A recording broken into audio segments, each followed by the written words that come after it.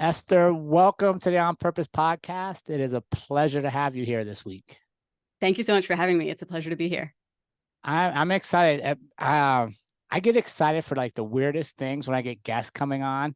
I love that people are hustling and doing their things in life, but when I find like random stuff, that this fires me up. I'm like, oh, I can't wait to ask about this. So I hope you're ready for some random questions today. Yes, you have piqued my interest.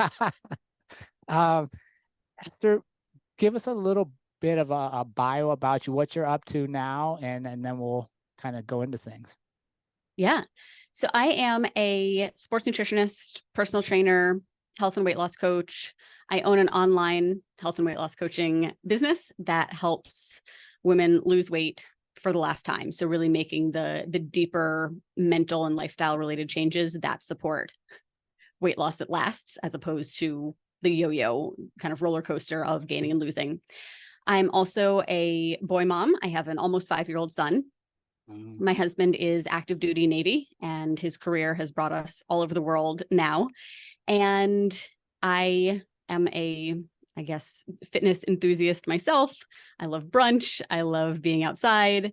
And that's kind of me in a nutshell. I don't have a ton of time outside of family and work and, my core hobbies, but I love what I do and the people that I do it for and with, and obviously the adventures that the military has allowed us to have. Are you doing most of your business online, or do you have like a club you're associated with or anything? It's fully online now. So I met my husband, we were living in San Diego. We've kind of crisscrossed the globe a few times now. When we lived in Hawaii, I had a few clients that I trained in our garage gym, and it's just with as frequently as we've been moving and with, the reach that I can have on the internet, it's become fully remote now. We just got back from 3 years in Germany. So that was really kind of the turning point where I was like, all right, it's got to be fully that. I'm not trying to spread myself too thin with in-person stuff as well. Now that we're back in the US and will likely be stable for a decent amount of time, I might consider taking some in-person clients again, but the meat and potatoes is online. Okay. How much of your clientele is military spouses? That's an interesting question. It's not who we intentionally cater to. Okay. I'd say maybe 15, 20%, not, nothing majorly significant. Interestingly, the majority of my coaches, who are all contractors, have a military affiliation, spouses or daughters and things like that, which wasn't intentional, but I think is really cool, knowing how hard it is to be a military spouse and have your own thing. So the idea that we can help other wives and military family members have something of their own, bring in their own income, and feel like they're doing something worthwhile is very fulfilling. Yeah, that's huge. And the reason I asked that is growing up as my father was career military, and then I served as well. One of the things when you were saying, I was like, man, that's very empowering, because I think a lot of times in the military lifestyle, the spouse gets lost, and there's very little that the spouse is doing, quite honestly, beyond supporting like their own endeavor. So I was like, man, that's pretty neat if we can get them, buying in and like you said, creating their own businesses that they can travel with. Yeah, it is very cool, because you're absolutely right. It is hard to maintain a career when you're moving all over, and when so much of the domestic load and just kind of like the life stuff falls on you as the person who is there more steadily. My husband just left yesterday for 4.5 months, and it's tough to be a mom and a spouse doing all the things. I certainly wouldn't compare it to being an actual single parent, but solo parenting and needing to do a lot of the legwork for moves and things like that, not being able to plan ahead very well. It all does take a toll. And I think it's very cool, the opportunities that working online offers, and to be able to, like you said, kind of both from a career standpoint and from just taking some time for yourself. If we're working with a client who is a military spouse and has been on the back burner, and she uses her health as the catalyst to be more of a priority in her life, that's amazing. Mm-hmm. Yeah, absolutely. And that's what I talk about, being a little more selfish. You can serve others better when you take care of yourself first. 1000%. I think it's gotten kind of taken to the extreme with a lot of women that, you know, anything we do for ourselves is selfish, and it's just so not true. We are worthy and deserving of being a priority, period. But let alone, no one else is getting the best of you if you are not your healthiest and happiest and most confident version of yourself. Amen. Amen. So now that we've got that, I need to get you warmed up, because we can't just jump into the deep end of the pool here. Yes. I need to know, and our community wants to know, Esther, this is important stuff we want to know right here. You're on a deserted island. You get one food for the rest of your life. What can we count on you wanting to eat? Okay. I have a question because I was listening to other episodes. Oh, you prepped. Okay. Yes, I did. I did a little bit of prep, and I'm glad so that I don't freeze. Do I have the ability to do any sort of change to it? Or do I need it? Do I need to request it in the form I'm going to eat it in? No, it's your island. You're the president of this island, so you're getting whatever you want. So I just want to know what you want. Cool. Okay. Well, potatoes, because they're so versatile. If I had to choose a form of potato, I would choose French fries. Okay, you just came from Germany. You put mayo on those French fries, or are you going ketchup? I don't do either. If I'm going to do a dip, it's going to be a honey mustard, maybe a honey mustard barbecue mix. But I'm a believer that a good French fry doesn't need a dip. That's a professional tip right there. I consider myself a French fry professional. Awesome. You get one superpower. What do you want to have, and why would you use it? Teletransportation. Just for convenience, for travel purposes, it would be very nice. For example, so we're staying at my dad's house in Maine. He lives in a pretty rural area. There is not high-speed internet.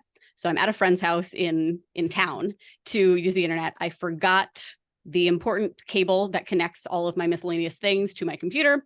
I had to race back. I got here with like 90 seconds to spare. If I could teletransport, I would have just snapped my finger. I would have grabbed it, been back here in a second, been done. So just day to day, it would have practical purposes. And then just to be able to travel, you know what? We have a long weekend. We don't want to spend it all flying to and from a place. Boom, we're there. Cuts down a lot on your commute and things. So that would be my superpower. I love it. Favorite book? I read almost exclusively. I always mix this up. I read almost exclusively nonfiction. Okay. So the one that I think has had the biggest impact and really stands out in my mind that I recommend to everyone is Atomic Habits. It applies not just to health, but just life in general. I recently, at the recommendation of several clients, read a fiction book called Lessons in Chemistry. It was, I think, it was probably on Oprah's book list. Probably everyone in the world has read it. But as far as fiction goes, I really enjoyed that one a lot as well. Okay. Atomic Habits. What was your big takeaway from that one? So part of me feels like it was just reaffirming a lot of my beliefs and a lot of the work that I do with clients as far as setting small goals, putting specific steps in place. So at this point, it's hard for me to kind of pull out what I got from the book and what I kind of got from elsewhere. But I think the biggest takeaway that I remind myself of, and that is daily, relevant daily in my work, is to start smaller. So often we have something that we want to change and we want to make this grandiose effort and we just want to get there already. And then we have these starts and stops and this inconsistency where if you just, did a little bit more, that, kind of 1% each day adds up exponentially. So that's a reminder, for myself as well. Anything that I want to accomplish, what's the smallest next step? And if you just keep working on what's one step away, you'll cover a lot of ground without feeling overwhelmed by it. I love it. Yeah, absolutely. You get to have dinner with one person. Who would you have dinner with, and what would you want to ask them? So I lost my mom to colon cancer almost 12 years ago. So she would be the person that I had dinner with. And I don't know that I have a specific question that I would want to ask, because I believe that she is proud of me and the person that I am and the life that I have, I guess I would want to know, is there anything that you didn't get a chance to tell me that you wish you had? Or now that Oh. I'm 37 and not, am I 37? Yes. Now that I'm 37 and not 25, what advice would you have for me? She's never met my son. I hadn't met my husband then. So, what advice would you have for my, for your middle-aged daughter now? I love it. I'll tell you, I get a little like sense of pride when I prepare for something. And then like your question leads to my very next, your answer leads to my question. Cause literally on my notes, my next question was, share with me the influence of your mom. Cause as I was prepping, I saw a lot of stuff about your mom coming up on your website and your social. And if you listen to any of my stuff, my mom and I have a fantastic relationship, and she is why I do what I do in life. So when you said that, I was like, oh, yes. All right. I'm on the right track here. So talk Yes, to we're us, on the right page.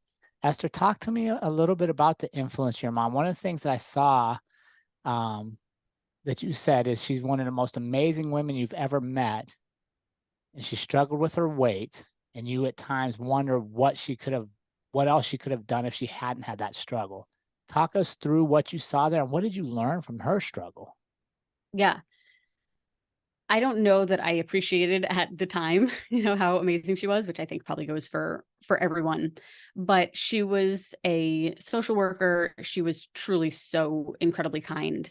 The probably quintessential example is she's the person who at Thanksgiving is inviting all of the stragglers, everybody who doesn't have a family or friends to spend the day with, come do it with us. And she just always made people feel welcomed and loved, would do anything to help someone. She had such a big heart. She worked with homeless teens in our area and just really had an impact. And even a decade later, I still get messages from some of the kids that she helped who will tell me the impact that she had on them. And obviously that makes me feel very grateful that she wasn't just a random social worker who came into my life for a little bit of time. She was mine. I was an only child. She was only my mom. And that's a very cool thing. And I think especially now being a mother myself, I see more and more, why she raised me the way she did, how she, the values she instilled in me. I noticed myself telling my son some of the same things. And I think, having the opportunity to become a mother really helped me see just how fortunate I was. As far as her weight goes, something that I'm so grateful for is that I can only imagine now, having worked with so many other women whose mothers also struggled with their weight, she must have worked very, very hard to make sure that none of her body image issues became mine. I cannot think of a single instance where she spoke negatively about her body in front of me. She certainly never said anything negative about mine. She really stressed that, that I was beautiful inside and out, but that it's the inside that really matters, and never made her weight like a thing in our family or in our relationship. And it's really just kind of in hindsight, in some of the memories of, seeing Slim Fast shakes in childhood memories, vaguely remembering Weight Watchers meetings, things like that. And Denise Austin workout tapes and things like that I know this was a thing that she was working on. And I can vaguely recall her saying she had lost, 25 pounds and just kind of the yo-yo. So I'm incredibly grateful that she did not pass along those issues to me. But a big part of what's shaped my career is learning and seeing that the approach that she was taking is kind of the standard one. It's what most women do. And she's not the only person for whom it doesn't work. That's kind of that's how things normally play out, is the ups and the downs, the frustration, the restriction, all those things. And as I developed more in my career and learned more about the psychology of behavior change and mindset work, I realized that there wasn't anything that was that she was doing wrong. She just didn't know how to approach losing weight in a more sustainable and a healthier, more successful way. So the clients that I gravitate toward are ones who remind me of her, the women who are, these selfless, do-good women who have these big hearts and don't know how to do anything but what they've done. And now I feel like I've cracked the code. I know what the pieces are that will help them be more successful. So, my mom has shaped all of that, my career trajectory. I love it. I love it. And one of the things I saw that your mission is to help make sure other daughters aren't asking questions and other moms don't look back and wonder what if. Right? That's so powerful. And I love how you took watching her struggle, and one, you didn't internalize it and take it on as your own struggle, which I think is very common in our world. But you actually looked at it and you wanted a solution so that other moms and women didn't go through the same ups and downs. When did that start? Like, when did you realize, like, okay, what I've learned isn't actually a detriment to hold me back from who I can become, but it's actually a catalyst to move me forward? When did that come together for you? That's a great question. I think it has been a gradual progression. I was about 25 when my mom passed, and I had just moved to San Diego, across the country, and was kind of getting a fresh start on my own. And I feel like I was having my own struggles with binging and restricting. And at that point, I had a degree in exercise science. I had started getting nutrition certifications. I had a lot of textbook knowledge that I still was struggling to apply to myself and apply to other people. And that's what really got me interested in the psychological piece of how do you take the knowledge and turn it into something applicable to a variety of people. And I think with seeing my mom, it was just kind of, I don't want to live a life where I'm always looking in the past and always wondering, what if. But I think, there's only so much that we can control, and we have more control over a lot of our health than we realize. And to me, I don't want any other daughter or any other mom wondering, could I have done more? Could I have reduced my my risk of getting this disease? Could I have prevented needing this medication? Any of those things. And it's not as complicated as we've kind of been made to believe. And I really just want to help simplify that. And sure, there's going to be stuff out of your control, but at least if you can go to bed at night knowing I'm doing everything that I can for my health and for my family, then you sleep a little bit better. So I don't know that there's been like a defining moment so much as like just little by little. I'm like, you know what? I'm growing, I'm maturing. I've kind of picked up this and that from here and there. And, this is where I am now. Who knows how I'm going to evolve in the future. But I think it's always going to be, my mission.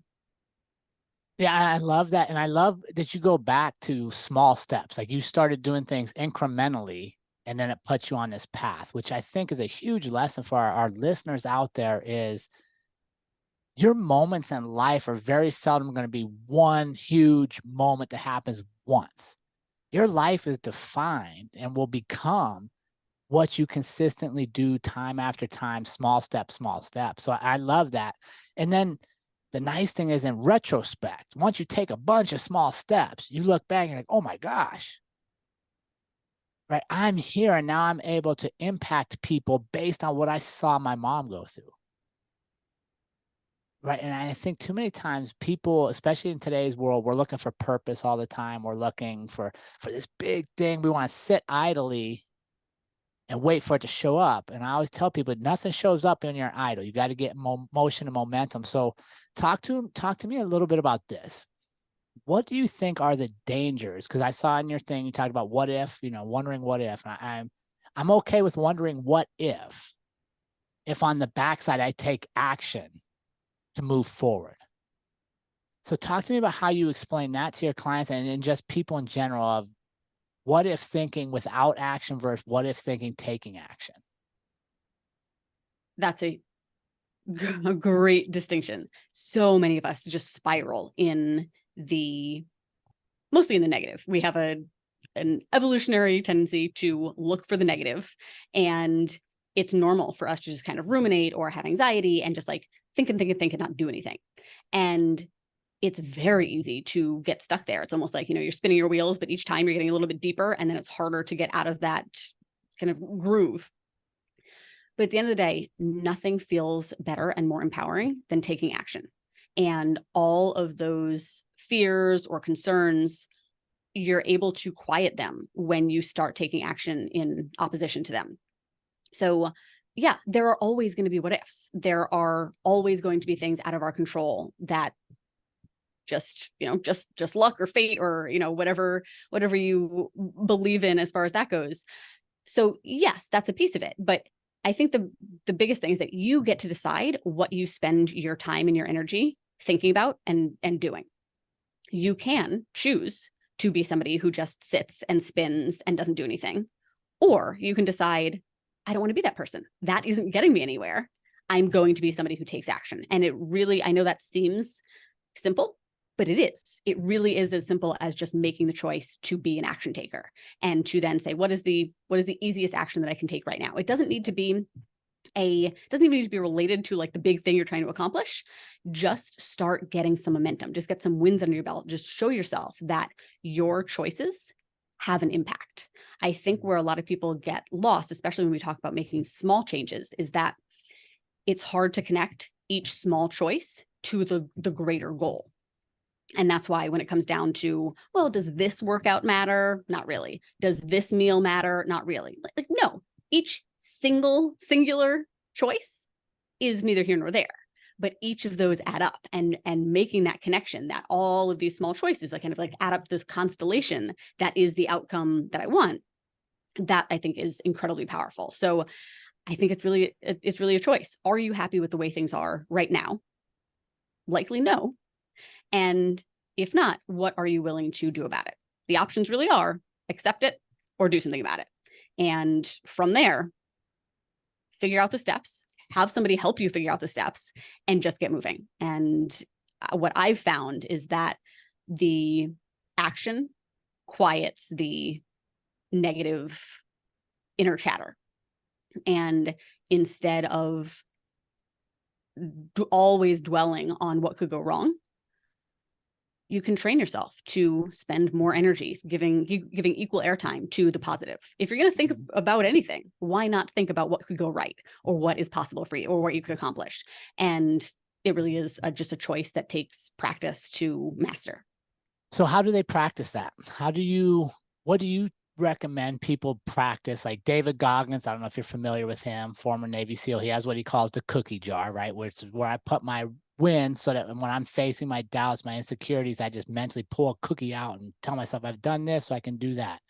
There's a lot of different metaphors. What do you teach or what do you recommend for people that struggle with always getting pulled to the negative? It's a fight to see the good side. How do they start doing that?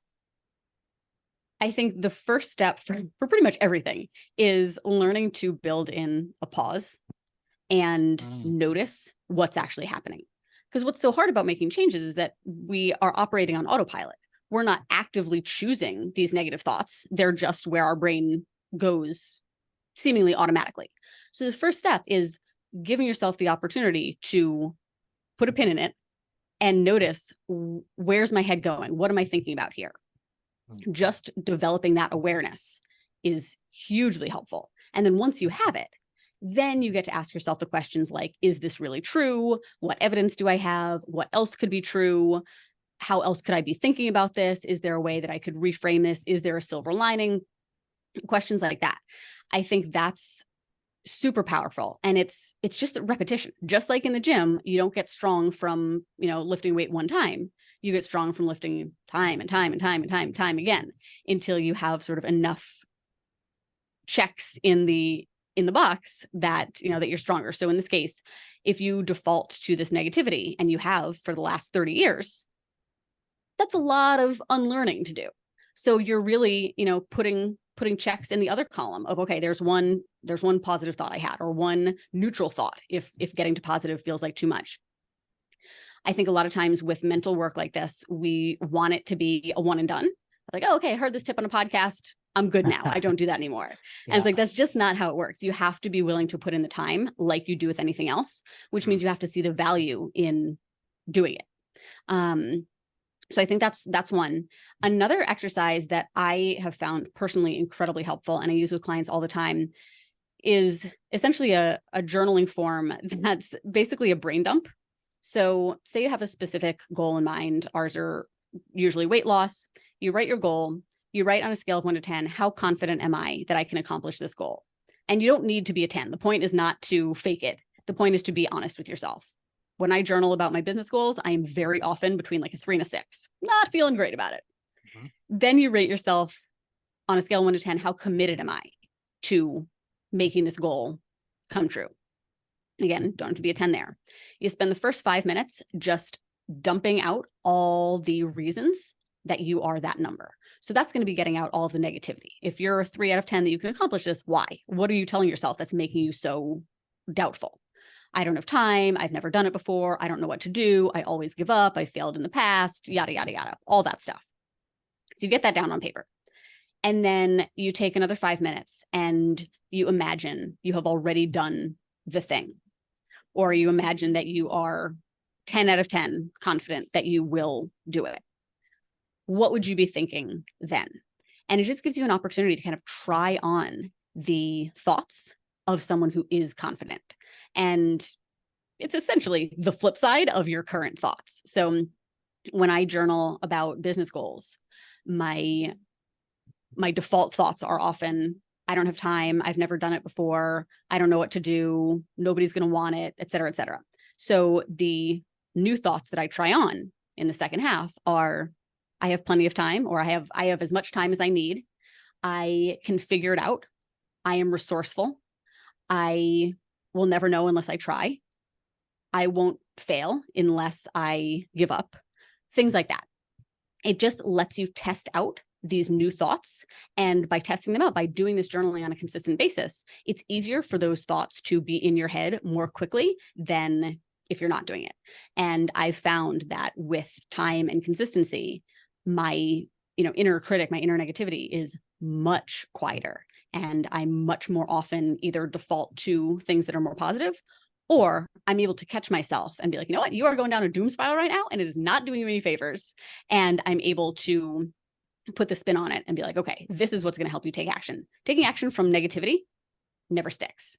That's like trying to hate yourself thin and telling yourself, I'll be happy when I get there.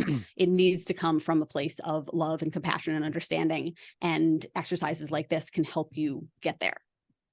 I love it.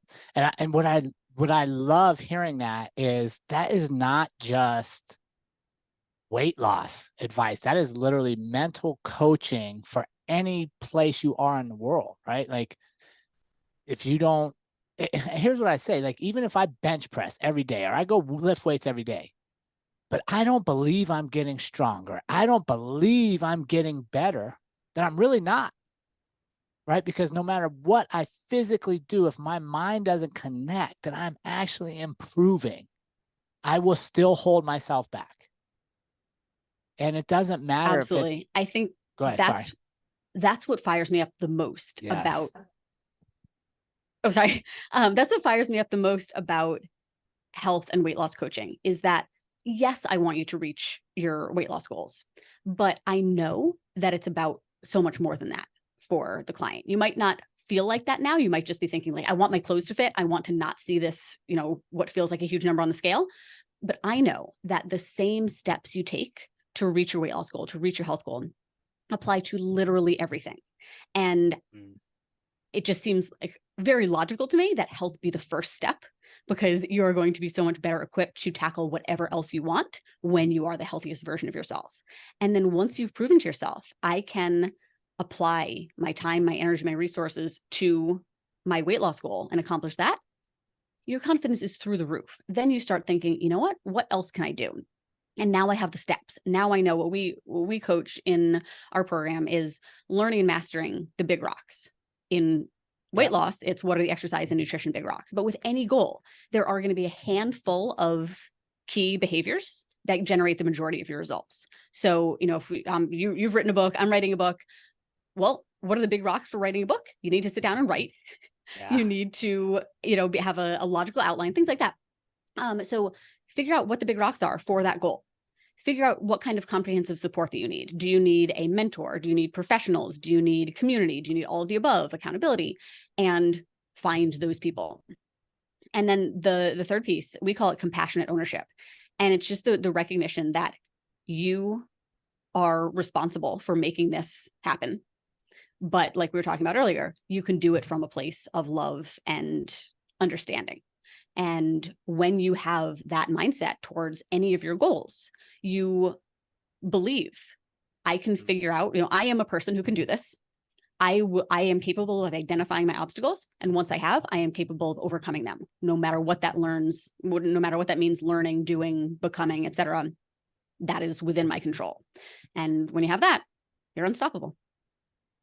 I'm just making a note there real quick. That was fantastic. You are responsible for making this happen. And I think that is such an empowering statement when people take ownership of the life they're living or the life they're not living. Like, it's nobody else's fault. Like, that's my fault. And like, just listening to the mental stuff there, one of the things I want people to understand is I don't care how good you are at anything, whether you're an Olympic level athlete, all the way to somebody that's just trying to lose some weight. We all have fears and we all have negative self-talk. And it's what you do with the negative self-talk that really pushes you to that next level. Right. So I love that you're actually allowing them to write down, why am I rating myself so low? Because that's, like you said, that's clearing the self-talk, the negative side. And, people don't even realize this, but when I was fighting, one of my favorite practices to get ready to go into a mixed martial arts fight and fight in front of thousands of people, which is a pretty scary deal. Some of my favorite practices were with our guided meditations. And that's exactly what we talked about, is we named our negative self-talk and we felt him, and he could come out and tell us stuff. And then you could say, okay, I feel you telling me this, and I appreciate you wanting to look out for me, because usually negative self-talk is trying to keep you safe, right? Because we don't want to hurt our feelings. Our ego is going to get bruised if we stumble. We acknowledge it and then put them back in their place. Like, I appreciate you showing up, but I don't need you right now, big guy. I'm going to put you back in the corner and go forward. So I think that's fabulous that you're creating a platform that people can actually acknowledge that it's okay not to feel great for a moment. Yeah. Yeah. And the avoidance of those feelings is what drives a lot of our negative behavior. We try to avoid feeling sad or anxious or stressed or lonely or any of those things. So we eat, we doom scroll, we gamble, we shop, all the things. And just learning to, I think one of the most important lessons is to realize that the things you're experiencing are universal human experiences. I had hundreds of clients tell me some variation of, I feel like I'm the only person who blank. And everybody is going through the same things, but thinks it's a personal problem, thinks there's just something wrong with them. And it's so important. This is why community matters. This is why platforms like this matter, to be able to say openly, there is nothing wrong with you. This is not a character flaw. You are a human, and this is what it's like sometimes. And there are tools out there and there are skills that you can develop to help you be better equipped to handle them in productive ways. Like sitting with, what does it feel like to be lonely and not do anything about it? Just to feel, what does it feel like in my body? How long does it last?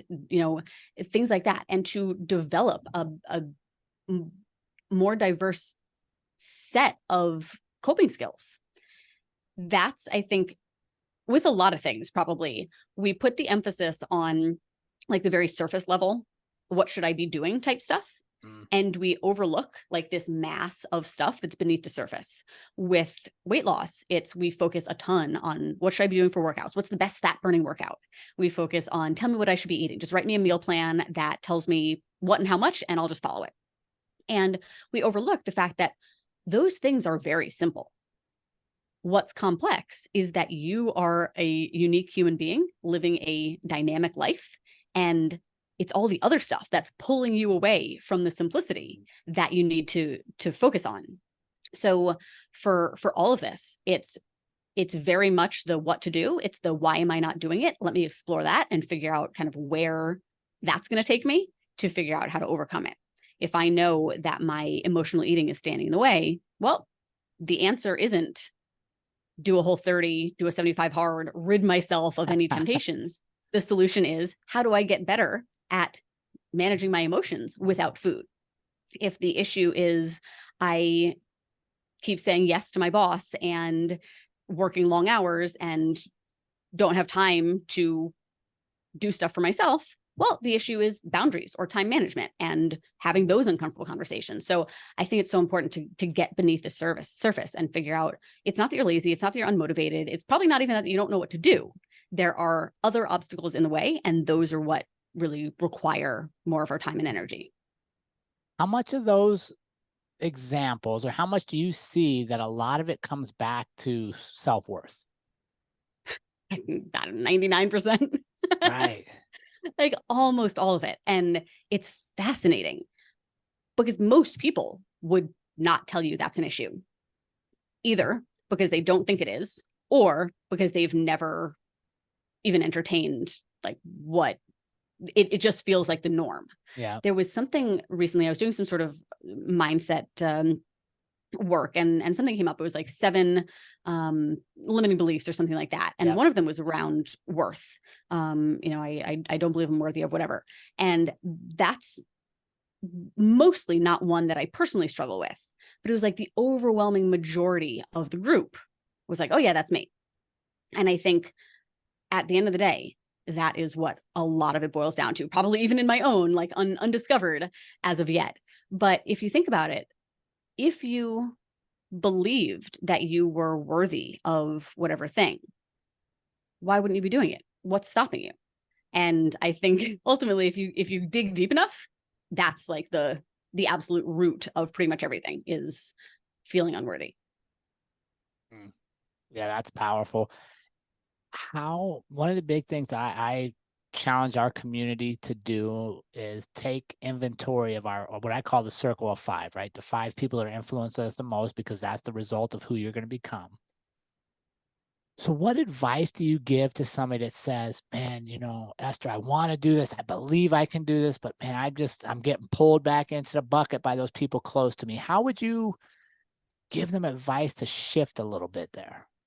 Yeah, that's so tough. And that's why a couple of years ago, we really started building out a bigger component of community in my coaching. I started off just doing one-on-ones, and in the course of having those conversations where everybody was telling me I'm the only one, I was like, no, you're not. Literally everyone I've talked to today has said that.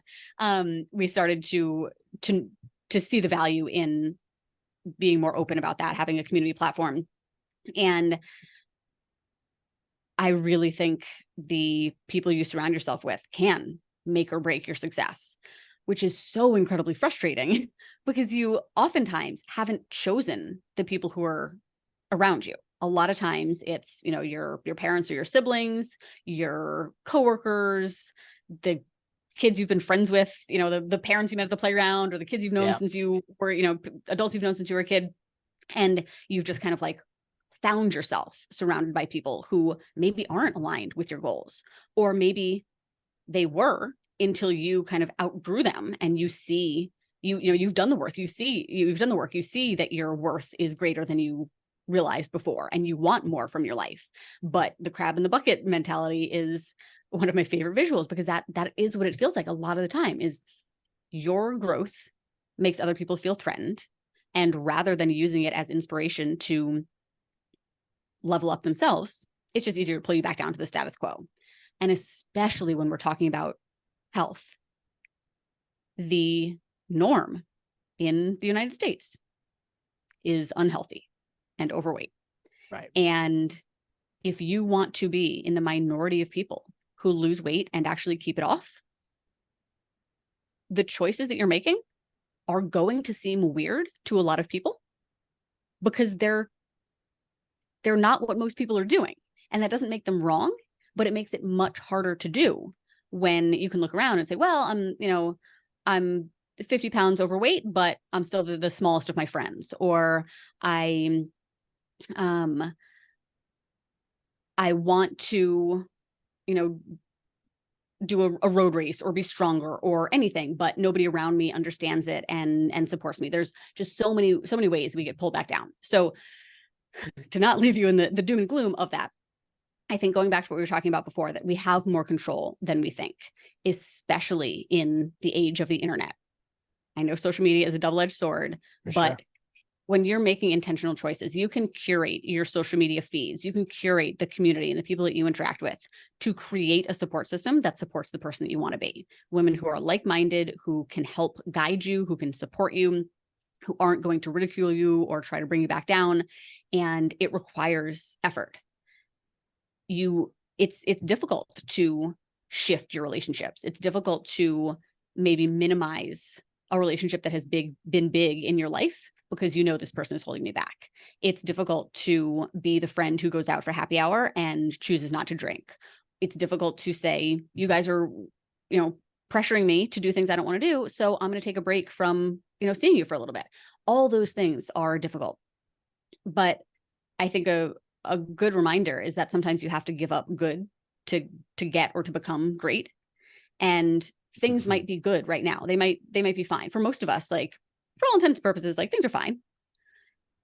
But if you want better than that, and if you have decided you are capable of more, sometimes you have to sit with the discomfort and get out of the status quo and know that what's on the other side of this discomfort is going to be worth it. So finding like-minded people in meetup groups, in social media, Facebook groups, things like that, joining an in-person, a gym, or working with a nutrition professional, seeking out people who are living the lifestyle that you want to be living or have accomplished the thing that you want to accomplish. I guarantee you, 99% of those people are going to be eager to share with you, because people who are more, for lack of a better term, more evolved, who have done the self-work, who have a growth mindset, are the opposite of the crabs in a bucket. They are hanging over the edge with an arm down, helping pull you up. Yeah. And I know it can be uncomfortable to do that, to initiate that, but I guarantee you will not be disappointed if you say to someone, I would really like to learn more about, or I'm inspired by your doing this. Can you help me? And little by little, you can create a support system and a community that helps you live your best life. I love it. And I 100% agree. And here's one thing that I challenge people that come to my leadership classes or follow me, and they come at me with an excuse of why they can't do this, or maybe they can't do that. And I will just ask them flat out, especially if they're a parent. I'll ask them, can your kids come to you with those same reasons for not doing things in their life? And if they can, then you're consistent. But if your kids come to you and say, Dad or Mom, I don't want to try that sport because I might fail. Mom or Dad, I don't want to try art because I might not draw well. I don't want to try to learn an instrument because I might not be good. And you say, okay, yeah, don't try anything you might not be good at. That's okay for the rest of your life. Then you should do it. Then you can do it. But if you would tell them, no, son, no, daughter, you got to go. Let's try this. Then I think we owe it to that next generation to lead by example. And to take some challenges and take some risk ourselves. Because that's the one thing, last week's or a couple weeks ago, I had an episode I called it, Is This It? And I talked about what nurses share, the most common things nurses hear on people's deathbeds. And that's like one of the biggest things people say is, man, I thought I would have more fun in life, or I can't believe this is all I did. Well, we could start that right now. We can start, like, you can listen to this podcast and go out and then connect with Esther. You can take one small step towards living the life you want to live. And you'd be amazed what you will inspire around you. You're absolutely right. Probably 15 years ago, I came across something very similar, the 5 regrets that people have on their deathbed. I wrote it down. I've had it in my wallet ever since. And it's incredibly powerful. To go back to what you're saying about parenting, that is one of the most hard-hitting coaching tips that I have ever stumbled across. We work primarily with moms. And when you present the idea of parenting yourself, it's like mind-blowing. You're absolutely right. Think about when your kid is whiny and says, I don't want to eat this for dinner, or I don't want to do that, you don't even entertain it. You just say, well, too bad. This is what we're doing. And sometimes you need to treat yourself with that same tough love. Too bad. This is what I planned. This is what's good for you. This is what we're doing. It's not a negotiation. You do it anyway. And I actually very recently had a really enlightening conversation with a therapist who was talking about doing inner child work. And that was something I wasn't super familiar with, and was always a little kind of skeptical about, I guess, until we kind of stumbled on how you can tie parenting yourself into that. And essentially that, you have retained memories and beliefs from childhood experiences that are impacting who you are and how you are today. And sometimes you need to parent the younger version of yourself. You need to recognize that maybe your feelings of being unworthy or your self-doubts or any of those things stem from yourself as a child. So sometimes it's turning inward and saying, like, it's okay, you're safe, or I can take care of you, or whatever applies to you. Parenting is one of the most applicable skills to lifestyle change that there is, because you're exactly right. If you think about what would I say to my kid in this situation, more often than not, that is exactly what you need to hear yourself. Yeah. I love it. And I call those, like, when we're living our no longer truths, right? There's certain things that were true in my life at 25 that are no longer true today. Now it's my job to challenge those truths, especially if they're limiting me, right? Especially if like for me, like I was just always led to believe I wasn't good at music for whatever reason. Somewhere along the way, I believed I couldn't play music. I love music. And it wasn't until my most recent birthday that I was like, wait a second, why do I think I can't play music? So I got a ukulele to start playing music. Right now, I love it. And I think that a lot of this doesn't have to, I don't want to say take on a negative context, but a context of trauma, right? I hear a lot about people like, I'm looking back on my childhood and this was traumatic or that was traumatic. And yeah, people have trauma, no doubt about it. But I also think when we look at those moments, much like we learn something from them, right? Much like seeing struggle in our early life, we can learn something from it. I mean, it's our job to take it and say, okay, what did I learn from seeing this? What did I learn from having a childhood of struggle? Well, I learned these skills. I learned perseverance. I can make $100 of groceries last 2 weeks because I practiced it as a kid. And I think, like you said, way back in the beginning, what is the silver lining in my current circumstance? Because there's always something. Absolutely. That doesn't mean thinking like, oh, this, all these things that happened to me were good. It's just the acknowledgement that how I think about them now can continue to hold me back, or it can help propel me forward. And like we said at the very beginning, it's just a choice. You have more control over your choices than you think, and those drive everything. And let me just add this, because you have control over your choices, you also have responsibility for what you choose for you to do. Right. And when we think like, wait a second, I am responsible for me. It's nobody else's job to make me the best me. Because nobody can do it but you. Right. All right. I love it. Now, before I let you go, because we just hit 48 minutes, before I let you, I got to know a couple things here. Tell me how the Office Space show helped you choose your major. So this is interesting because in actually watching the movie again, my memories of it were completely wrong. Right. But as I remember it, there was a scene in the movie where one of the characters says to another, whatever you would do if you had $1 million is what you should do for a job. I watched the movie in high school where I was having to decide on colleges and majors. And at the time I had just kind of discovered going to the YMCA and working out. And I was like, well, I would just work out all day. And a little bit of research told me you can major in exercise science. And there we were. So in hindsight, my first job out of college was personal training where I was getting paid to just watch people exercise all day and have very little time to do it myself. But that was what put me on this trajectory in the first place. Oh, I love it. All right. The Price is Right. You are on the show. How'd that go? I've never been on Price is Right. You weren't? No. I thought I saw it on I your would love website. to. Oh, maybe I misread that. I must have gotten you with 2 Truths and a Lie. Oh, so there's my lie. Oh, yeah. So I read it. I was supposed to submit a question, but I was like, okay, maybe I didn't read it close enough. So funny. You want to be I'll tell you, right. If I were on Price is Right, I would want to play Plinko, which I hope is everyone who watches Price is Right's answer, because it's by far the superior game. That and French fries. I have strong opinions about those 2 things. Well, then, my friend, I will also concur with you that the G2 pen is in fact the best writing utensil ever created. Esther, thank you so much for joining us this week. Where can our audience connect with you and stay in touch with what you're doing? Maybe join your movement to really empower women so they're not left wondering what if. Yeah.